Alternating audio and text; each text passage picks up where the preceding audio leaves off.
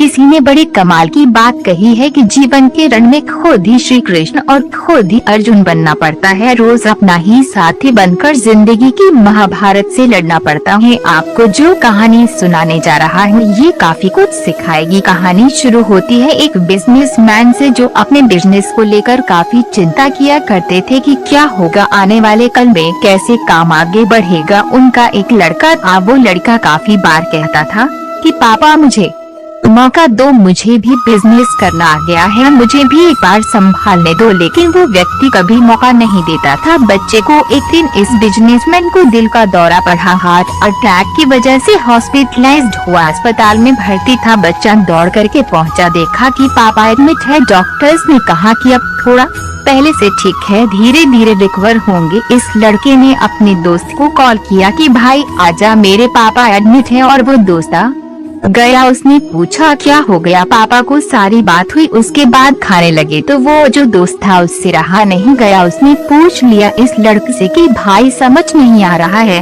तुम्हारे बिजनेस का क्या होगा, आने वाले कल में तेरे पापा एडमिट हो गए हैं, उनकी तबीयत ठीक नहीं है, दिल का दौरा पड़ा है, हार्ट अटैक हुआ है, तो यह आइसक्रीम खा रहा है, मुझे समझ ही नहीं आ रहा है। उसने जो बात कही वे ध्यान से सुनी। उसने कहा कि मुझे मालूम है, तो ये सोच रहा हूँ कि मेरे पापा एडमिट है और आइसक्रीम चल रहा है नहीं। मैं भगवान श्री कृष्ण का बहुत बड़ा भक्त हूँ और उनकी दो बातें हमेशा जिंदगी में याद रखता हूँ। पहली बात जो हम सबको मालूम है कि काम करना है, फल की चिंता नहीं करनी है, तो जो होगा देखा जाएगा। अपने काम पर फोकस करूँगा, बिजनेस भी अच्छा चलेगा। दूसरी बात, मैं तुम्हें एक कहानी सुनाता हूँ, समझ में आ जाएगी। भगवान श्री कृष्ण की जो पत्नी थी माँ रुक्मणी, इनका विवाह हुआ तो जो बड़ा बेटा हुआ उसका नाम प्रद्युम्न था। और प्रद्युम्न के जन्म के 10 दिन बाद ही प्रद्युम्न का अपहरण हो गया। छोटे बच्चे का माँ रुक्मणी नाराज रहने लगी,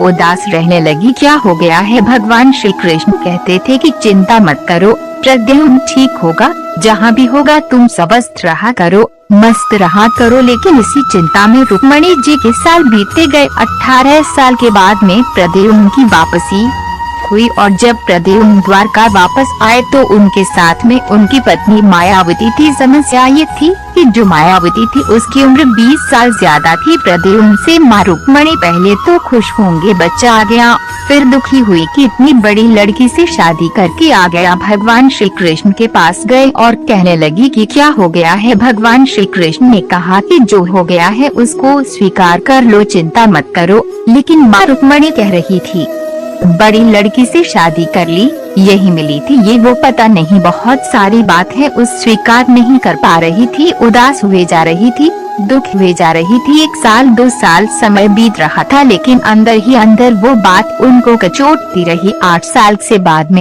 के बाद में रुक्मणी जी ने स्वीकार कर लिया है कि प्रद्युम्न ने जो शादी करी वह ठीक है, ज्यादा चिंता करने की जरूरत नहीं है। उस शादी को उन्होंने स्वीकार कर लिया। एक तरीके से अपनी जिंदगी के 26 साल उन्होंने उदासी में बिता दिया। ये कहानी खत्म करती है। लड़का बोला कि भाई मैंने भी जिंदगी में स्वीकार करना सीख लिया है, क्योंकि भगवान श्री कृष्ण कहते हैं कि जो हो रहा है उसको स्वीकार कर लो, जिंदगी अपने आप सहज हो जाएगी।